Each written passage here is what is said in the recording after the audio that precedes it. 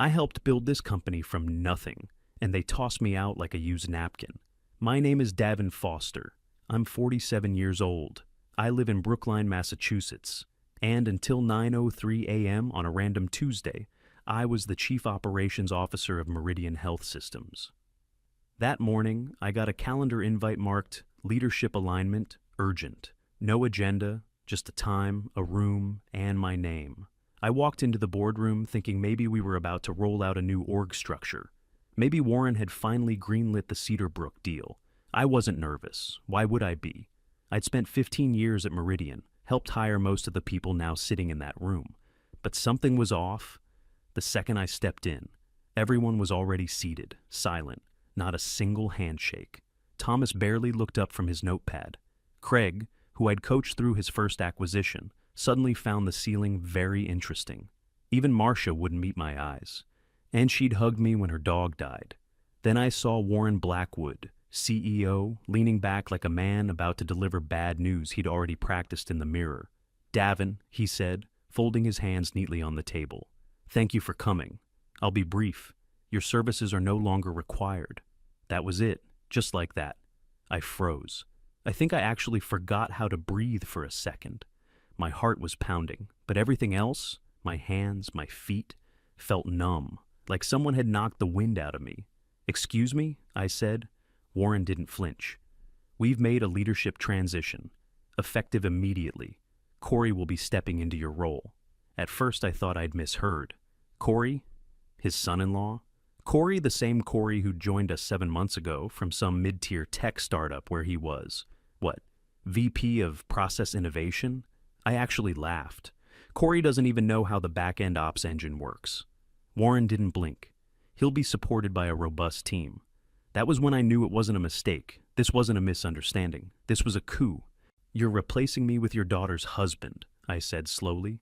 "And you're doing it like this?" "We appreciate your contributions," Warren said, like he was reading from a script. "But the board has aligned on a new direction." "The board?" I asked. "When did they vote?" That's when the real punch came. A silent glance passed between them. Warren, Thomas, Marcia. None of them spoke. But I saw it. They'd done it already. Without me. I felt my throat tighten. "You held a vote without informing me. You held a secret emergency session." "We followed our bylaws," Warren replied smoothly. "It was necessary." I looked around the room. These were people I'd pulled out of messes, people I'd fought for, traveled with, celebrated promotions with. I'd helped build this company from the ground up, and now they wouldn't even look me in the eye. "You planned this behind my back," I said. No one denied it. I sat there for another second, trying to process what the hell had just happened.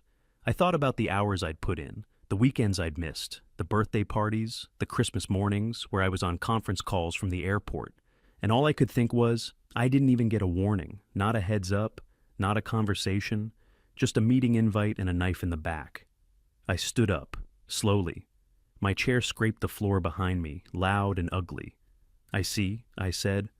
Warren nodded like this was just another Tuesday. But it wasn't. It was the day everything changed. I gave up holidays, birthdays, a family life, and they sent 2 guys to watch me carry out a cardboard box. "When did the board vote on this?" I asked.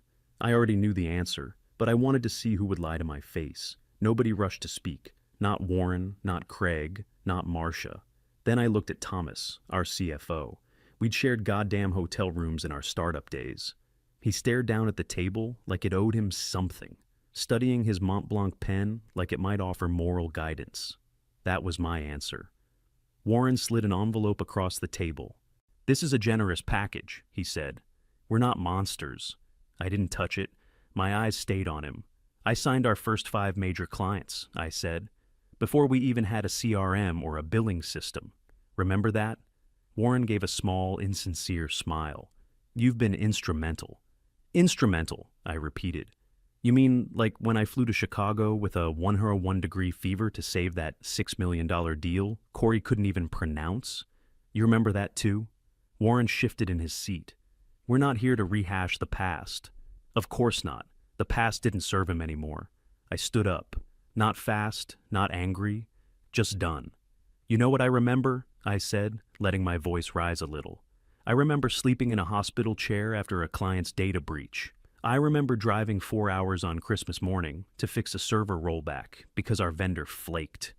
I missed my daughter's piano recital for that one. Corey ever done anything like that? No one answered. I looked at Craig. We built this company in basements and hotel lobbies. You were there. He cleared his throat but didn't meet my eyes. This isn't personal. No, I said. It's cowardice. Warren cleared his throat. Security will escort you back to your office. We've asked them to assist with packing up your personal effects. That stopped me. Cold. I stared at him. Security? It's just a precaution, he said. A precaution, I repeated. After 15 years. I let out a breath, almost a laugh. You think I'm going to start flipping desks? I gave up my marriage for this job. I worked every Thanksgiving, and now I get babysat by rent-a-cops while I put my career in a damn cardboard box? Let's not make this harder than it needs to be, Warren said. I didn't answer. I just turned and walked out. As I moved through the glass hallway, past rows of people I'd mentored, coached, fought for, they wouldn't look at me. Every single head stayed down, suddenly very interested in Slack channels, spreadsheets, or the inside of their coffee mugs. I wasn't a man anymore. I was a warning sign. When I reached my office, 2 security guys were waiting outside. They didn't say a word, just followed me in while I pulled photos off shelves and dumped 15 years of life into a cheap folding box. That's when I heard the knock. Natalie, my assistant for 6 years, standing in the doorway with her eyes red. I just heard, she whispered. Yeah, I said quietly. It's been that kind of morning. She stepped in and closed the door behind her. They said it was about the Qley acquisition, she said, voice breaking. That you mismanaged the integration strategy. That's what they're telling people now. I stopped packing. Qley had been our biggest acquisition last year. The one I'd fought Warren on. The one I'd raised red flags about when their back end looked like it was held together with duct tape and prayer. You're kidding, I said. She shook her head. I heard Thomas say it outside the boardroom, that this was necessary, because you'd become a liability. A liability. I nodded once. Slow, just letting it settle. Listen, she said, blinking fast. I didn't know, I swear. I know, I said. She looked like she wanted to say more, but couldn't. Her voice cracked. I'm sorry. Me too, I said, lifting the box into my arms. And then I walked out, past the kitchen where we used to celebrate launches, past the framed company timeline I helped build, past the people pretending they'd never heard my name. No one stopped me. That was the moment I realized. I was never part of their future, just a tool they were done using. Getting fired opened a door I never thought I'd walk through. I was still numb when I left the building. Just me, a cardboard box, and 2 security guys pretending they weren't embarrassed to be there. I didn't cry, didn't yell, didn't even check my phone. I just drove. No destination. Just needed air. I pulled into a coffee shop I used to hit during late-night budgeting sessions. Sat there in the parking lot for 5 minutes before I even got out of the car. When I did, it was only because my phone finally buzzed. Natalie, she'd texted twice. Corey wants access to your files. He says he needs all your client contacts by EOD. I stared at the message, exhaling through my teeth. The guy had been in the COO seat for, 3 hours, and he was already looking to raid my playbook? I typed back, he can request them through IT like everyone else. Tell him I left him a note. Good luck pronouncing Kowalczyk Diagnostics. A minute later, she replied, I'm sorry. This whole thing is disgusting. I almost told her it was fine, but it wasn't. Not even close.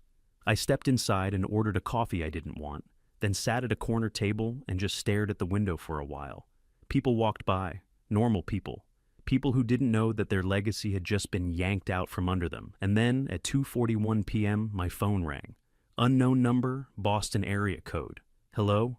Dave and Foster? A woman said, voice sharp, clean. This is Davin. This is Jocelyn Vega. My spine straightened. If you've worked in healthcare ops for more than a minute, you know the name. Jocelyn Vega, CEO of Silverline Medical, Ruthless Negotiator. Built Silverline from a ragtag product shop into Meridian's biggest threat. Warren used to call her that vulture in a pantsuit. She was also smart, unshakably precise. The kind of person who took meetings in 10-minute blocks and never repeated herself. I heard about this morning, she said. Wanted to reach out. I didn't respond right away. I was still trying to figure out how she even got my number. I've been following your work for a while, she continued.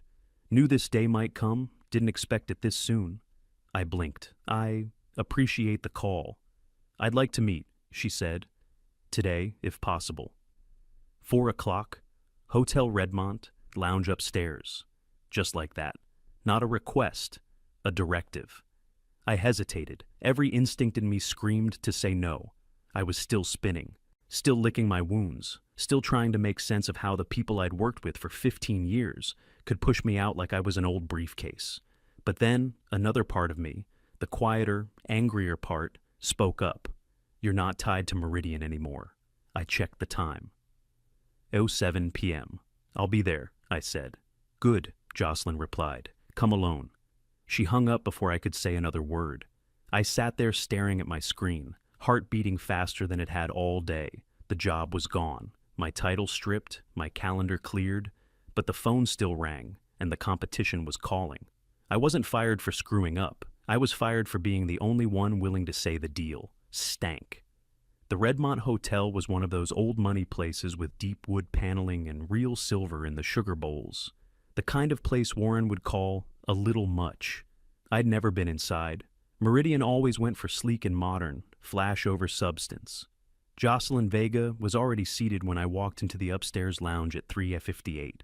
She looked exactly how I imagined. Blazer sharp enough to cut glass, dark hair pinned back, eyes scanning everything. She was the kind of woman who didn't wait for the world to catch up. She walked faster. Davin, she said, standing to shake my hand. Glad you came. Wasn't sure I would, I admitted. I was, she said, sitting back down. Eventually, every good soldier realizes he was guarding the wrong castle. That hit harder than I expected. A waiter brought us tea. No menus, no small talk. Just 2 porcelain cups and a pot that probably cost more than my first car. Let me be direct, she said. Warren just handed me the best operational brain he ever had. I'd be a fool not to use it. I raised an eyebrow. Is that what this is? A recruiting pitch? She sipped her tea, then placed the cup down with precision. Not exactly. I don't want to hire you. I want to partner with you. I blinked. Come again? I'm offering you a partner seat, she said. Equity.autonomy. A say in what Silverline becomes over the next 5 years. I need someone who understands scale, risk, execution. Someone who's been in the trenches. I didn't respond right away. My gut still wasn't sure if this was real. Why me? I asked. You don't even know me. She leaned in slightly. I know enough. You ran circles around Corey during the SimTech pilot last quarter. I watched your rollout videos. I've read every white paper you ghost wrote for Warren. I swallowed, hard. She wasn't guessing. She'd done her homework. I also know you've been the only person at Meridian raising concerns about their upcoming acquisition. I frowned. What acquisition? Renshaw Digital. My blood turned cold. That hasn't gone public yet. I have sources, she said, waving it off. The deal's a mess. Half their platform is duct taped together. HIPAA violations left and right. Warren thinks it's a shortcut to IPO. But you'd have blocked it. I sat back, stunned. So he needed me gone. Exactly, Jocelyn said. Corey won't catch the red flags. Hell, he probably thinks HIPAA is a coffee brand. I let out a bitter laugh. He needed someone who wouldn't ask questions, I said. Someone who wouldn't say no. Jocelyn nodded. You weren't fired for failing. You were fired for being in the way. I rubbed my jaw. The pieces were falling into place faster than I could catch them. I should have seen it coming. No, she said.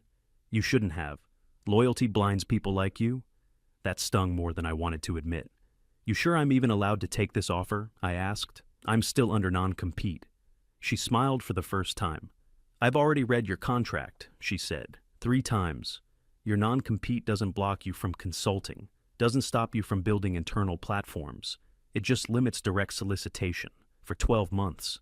You don't need to break it, you just need to outthink it. I stared at her, heart pounding. This wasn't a lifeline, it was a rocket ship. You really think we can beat them? I asked. She didn't flinch. You already did. They just haven't realized it yet. The tea had gone cold by the time I stood up. Jocelyn extended her hand again. "When you're ready," she said, "you'll know where to find me." I shook it firmly, and for the first time in 24 hours, I felt something strange. Hope. I didn't need to steal Meridian's clients. They were already waiting for me to show up somewhere better. That night, I stood at Montrose Point, looking across the river at Meridian's headquarters. All that glass and steel lit up like nothing had changed. From the outside, it probably hadn't. Qley was probably sitting in my chair, spinning it like a kid who just found the grown-up desk. Maybe he even cracked open the onboarding doc I'd left behind and thought he was running the show. From where I stood, the building looked exactly the same, but I wasn't. The anger was still there, sure, but beneath it, something quieter had started to settle in. Clarity. For the first time in years, I wasn't tethered to anything. No board meetings, no late-night fire drills, no Warren. And that's when my phone rang. Dr. Erica Stein, head of partnerships at Cedarbrook Health. One of our largest clients, one of my clients. I almost let it go to voicemail. But something in my gut said, "Pick up." "Davin," she said. "I just got a call from Warren." I closed my eyes. "Let me guess. Reassuring you that Qley's the second coming of Steve Jobs?" She snorted. "He said Qley's taking over your portfolio, that things will be seamless." I didn't say anything. "I don't believe that," she said bluntly. "Not for a second." I stayed quiet. Let her talk. "You built our onboarding system from scratch," she said. "You helped our CTO design that EMR integration when Renshaw was dragging their feet. And yes, I know about the Renshaw deal. Everybody does. And if they're really putting Qley in charge of that mess, I can't imagine it ends well." I sat down on a bench facing the river. "Are you calling to ask if I'm going to sue them?" I asked, trying to keep the sarcasm in check. "No," she said. "I'm calling because if you ever do private consulting, I want to talk." I blinked. "You'd pull out of a Meridian renewal?" She didn't hesitate. "I'd put it on pause, at the very least. If you had a better option, Davin, I'd listen." I didn't respond. Couldn't.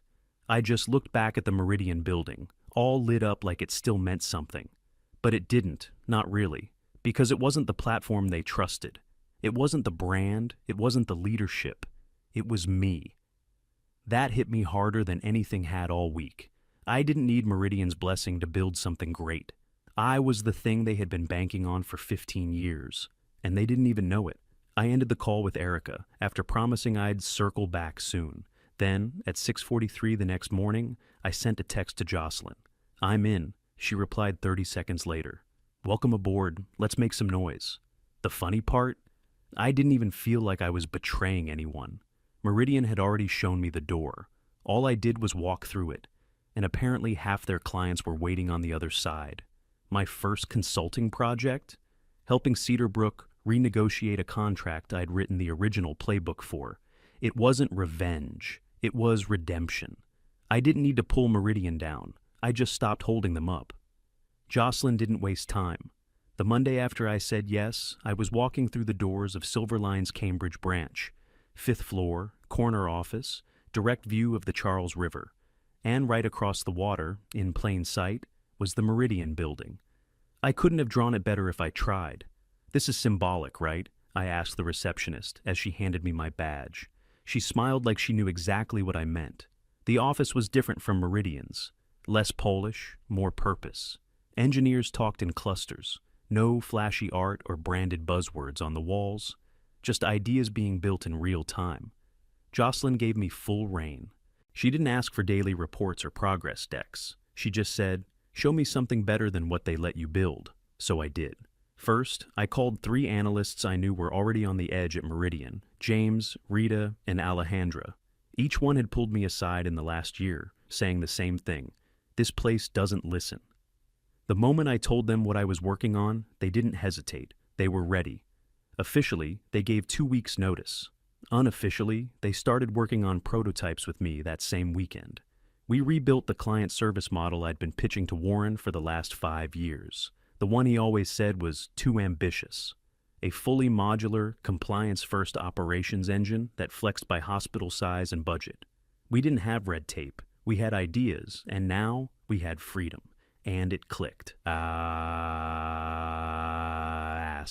Within 3 weeks, 2 hospitals I'd been chasing for years, Roosevelt Medical in Jersey and Midstate Health in Vermont, reached out to me. They weren't angry, just curious. "We heard you're doing something new," one exec said on a Zoom call. "Something that doesn't require a dictionary to understand and 2 months to implement." I smiled and sent over our new onboarding doc. 5 pages, plain English, full transparency. They signed within 10 days. Now, I wasn't even trying to poach Meridian's clients. I stuck to the letter of my non-solicitation agreement. No direct calls, no email blasts. I didn't reach out. They came to me. Meanwhile, Meridian was starting to wobble. Natalie texted late one night, "Just overheard something in the kitchen, Brookview's pulling out, CFO's in full meltdown. Corey looks like he aged 10 years in a week." I didn't respond right away, just stared at the screen for a bit. Brookview was a cornerstone account, one I'd personally brought in after a year of check-ins, whiteboard sessions, and 4 in-person visits. They didn't leave because someone else offered more. They left because I wasn't there to fix what came next. 1 week later, something even more surreal happened. I got a message through Silverline's contact form from Cedarbrook Health. Specifically, their operations team. The subject line read, "Platform Evaluation Request, Meridian Partnership." I opened it, expecting a basic inquiry. Instead, it was a full brief. They wanted an independent consulting review of Meridian's infrastructure. An audit, really.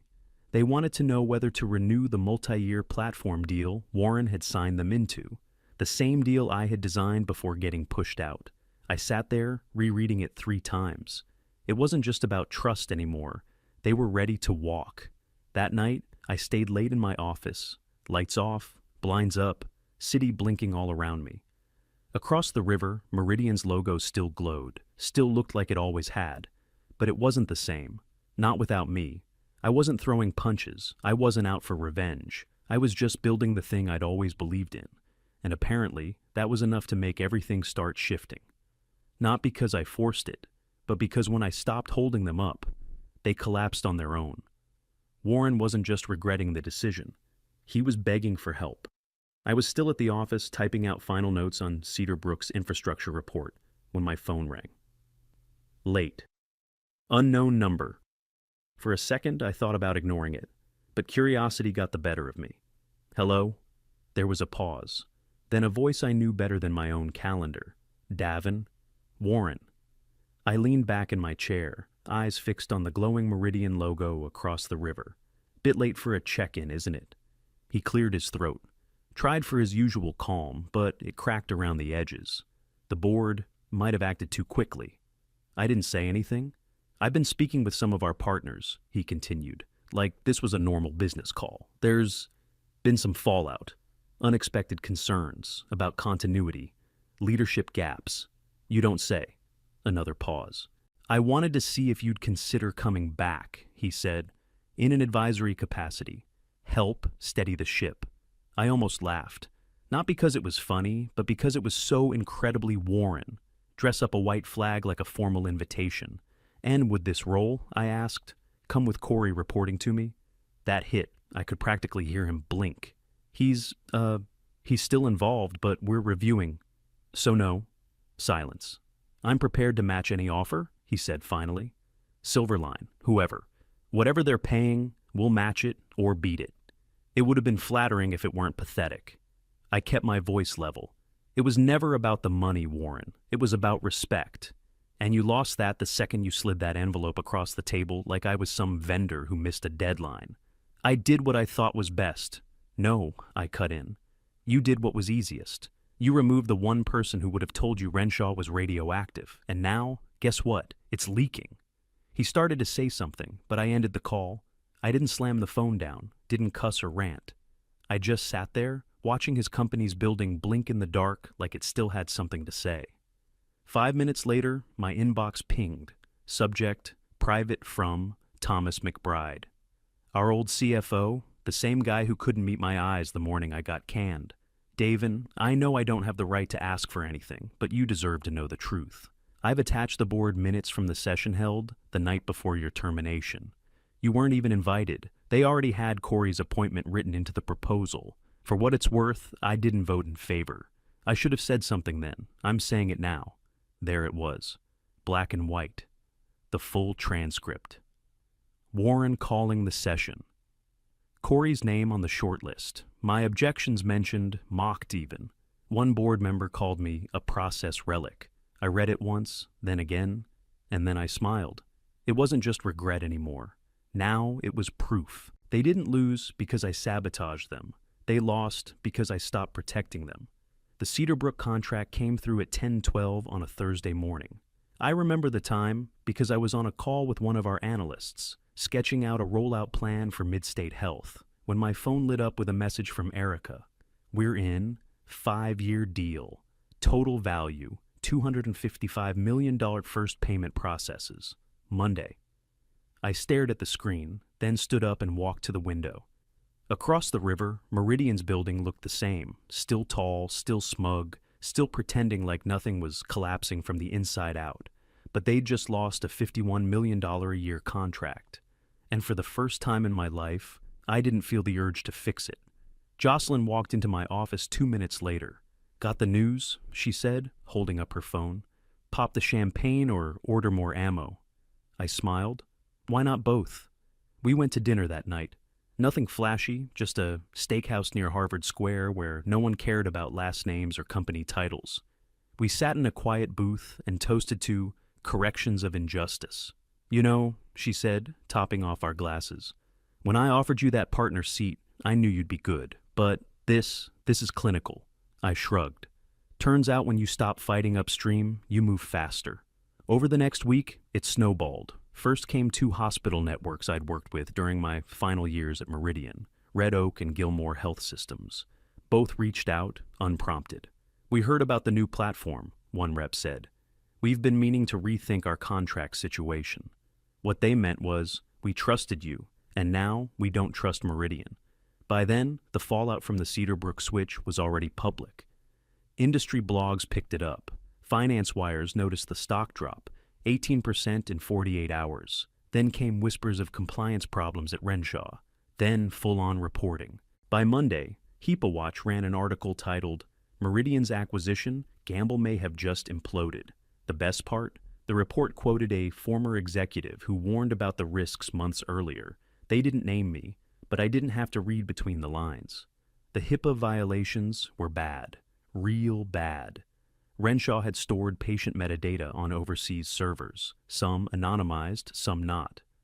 Qley hadn't flagged a single red flag because, frankly, he didn't know what one looked like. Natalie texted later that week. Board called an emergency session. Warren's out. Qley too. Crisis team incoming. I stared at the message for a while, then typed, hope they kept the envelope. I was halfway through typing another response when my inbox pinged again. It was from someone I hadn't heard from in months, a former VP at Meridian. Attached was a short message and one brutal PDF, a leaked internal memo outlining the real reason for my removal. The words hit like a slap.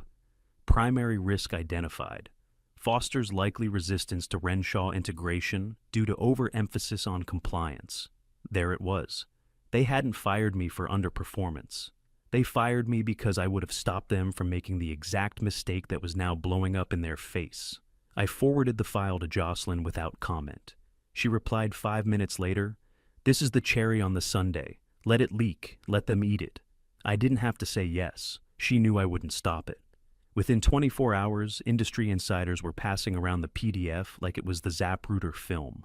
One consultant posted a screenshot on LinkedIn with the caption, imagine firing the one guy who knew what the breaks were for. By Friday, 3 other clients had called me personally to discuss evaluation opportunities. I didn't have to badmouth Meridian. They did it themselves. That night, as I left the office, the receptionist handed me a folded note. Handwritten, Das Natalie. Just wanted you to know, I turned in my notice. Couldn't do it anymore. I'll land on my feet. You already did. I read it twice, folded it back up, and slipped it into my coat pocket. It wasn't about revenge. Not really. It was about something simpler. letting the truth come out. Cold, unrushed. Just like justice should be, they thought firing me ended my story. It just gave me permission to write a better one. Meridian was unraveling faster than anyone expected. First came the headlines. CEO and COO ousted amid compliance scandal. Then the investor flight. Within 2 months, their valuation had dropped by a third. Big-name clients walked quietly. Some even scrubbed the Meridian logo from their sites before the ink dried on the termination papers. I wasn't watching with a smirk. Not anymore. By then, I was too busy. Silverline had handed me the reins to build something more than just a consulting practice. I launched a second arm, focused entirely on operational compliance. We called it ClearPath. It was built from all the things Warren dismissed for years: data traceability, audit prep workflows, clinical comms protocols. The boring stuff, the stuff that saved you when everything else broke. By month 4, we'd signed 3 of Meridian's biggest contracts, totaling over $90 million, and not a single lawyer came knocking. We didn't break rules, we made them irrelevant. Jocelyn flew in from New York one weekend just to walk the halls with me. She said the quiet part out loud as we passed the conference room.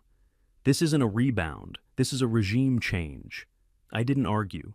Our systems were leaner, our support tighter, and our delivery times 3 times faster than Meridian's ever were. But none of that was what really stuck.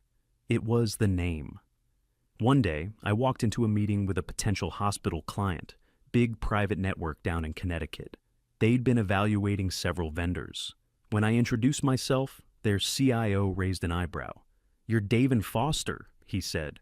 "As in the David Protocol?" I paused. "I don't know what you mean." He chuckled. "That's what some folks in the industry are calling Silverline's new service architecture, the one that flipped Cedarbrook and Brookview in the same quarter." I blinked. I hadn't heard that. Not officially. Not from anyone I worked with. But it was spreading. They were calling it mine. I didn't correct him. After the meeting, I walked back to my office and stood at the window. Same view, same river. But the Meridian logo across the way didn't mean what it used to. It wasn't home. It wasn't even competition anymore. It was a cautionary tale.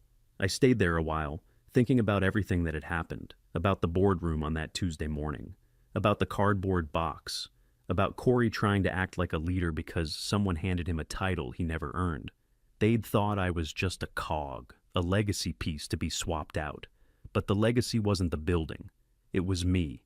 I took a slow breath, then said it out loud, just to hear the words in the air.